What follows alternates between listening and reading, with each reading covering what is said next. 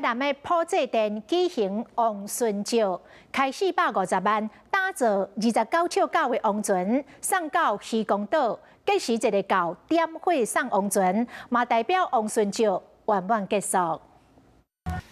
开450万所打造的帝王级王船，船身29尺高，以乌底配合雷金甲彩绘，日头一个照真有霸气。这是今年普济殿伫经过180天了后所举行的王孙照。透早为林默娘公园前出发，规大阵人共送王船到渔光岛，行跪拜礼了后点火共送王船。